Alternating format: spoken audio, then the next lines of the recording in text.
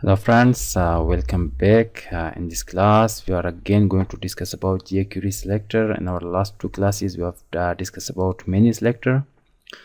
So in this class we are just going to discuss about one more selector, which is very important. So you can just say here jQuery this selector. So we are just going to discuss about this. This is a very important selector. So you need to just remove all this from body area and just remove this from script tag also, and just come here, save this, go to run menu and launch in Chrome. Nothing, just there is this one is empty.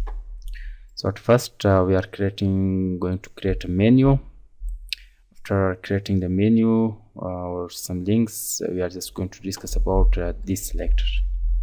So inside the body I'm just going to insert a ul start, ul close, then li start, li close. Here for example home page, this one is home page, Control D, some more time. You can say this one is just web designing, this one is just web developing, you can say.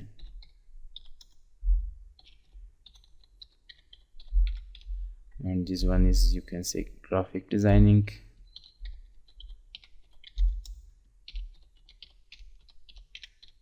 And this one you can say something contact us, and this one you can say about us. So we have just 5 links here. Control S to save, go to your web page and refresh.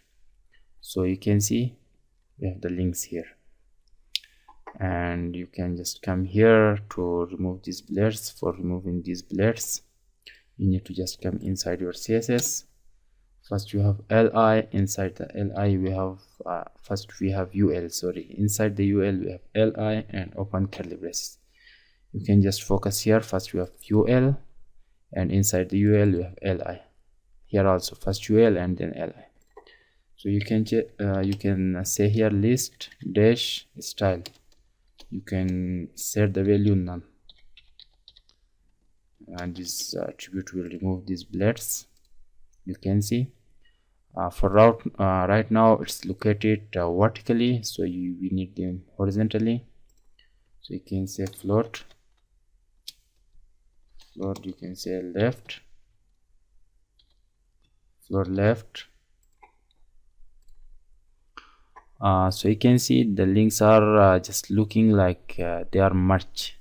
You need to just make them separate by giving some space. So you can use some margin here, something like 25 pixel of margin I'm using here, and refresh. So this is the margin, and you can use padding also if you want. Padding something like 8 pixel of padding,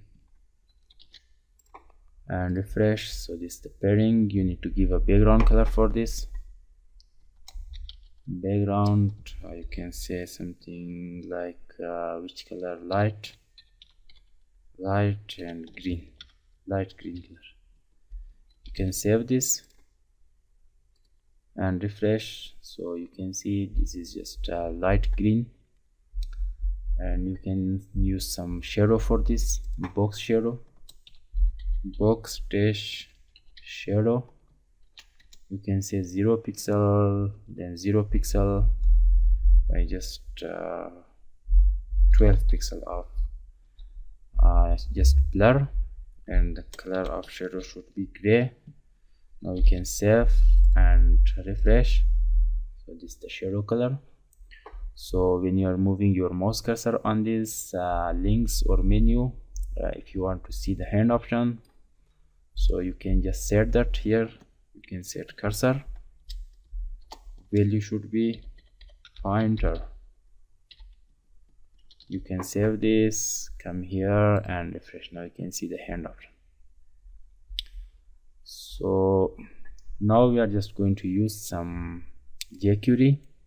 Just come inside this, insert a dollar sign and round bracket, again dot, again round bracket, again semicolon. So inside the first one you are going to use a single quotation. Just select the li directly, and you are just saying when someone click on this click, so the function should be run, and inside the curly braces you are just coming back and insert a dollar sign, round bracket, and another round bracket, semicolon.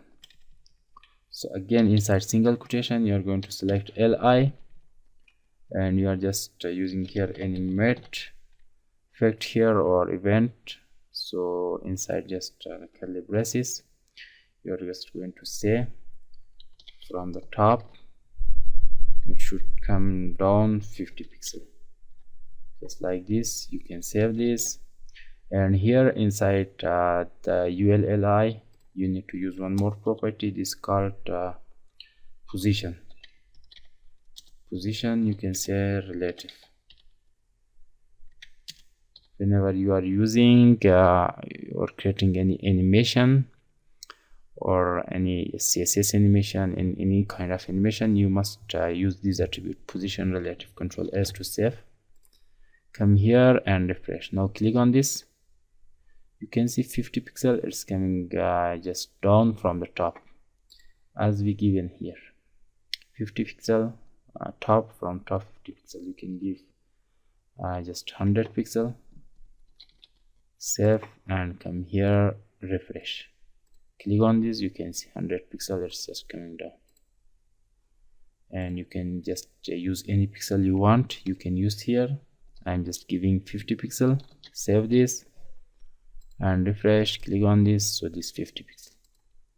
So one more thing, you can just focus here when we are clicking on this. So all of them is just coming down or moving down. So I'm just clicking on home page, so only the home page should move down. If I'm clicking on web developing, so the web developing should move down. For example, if I'm just clicking on contact us, the contact us should come down. So on that case we are using this selector. As I told, this, it is very important. You can just write here this. It means this means you are clicking on this one. Just save this and come here, refresh. So on which of them you are going to click? So I'm just clicking on this, the first one. I'm just clicking on this, you can see, or you want just click on this. Any of them you can click, it will just move down.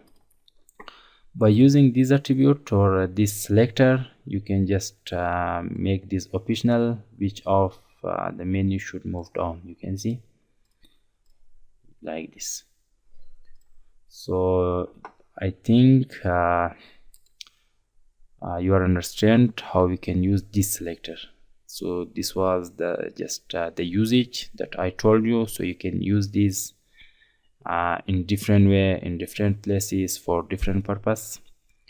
So in this class we are going to end the topic about selector.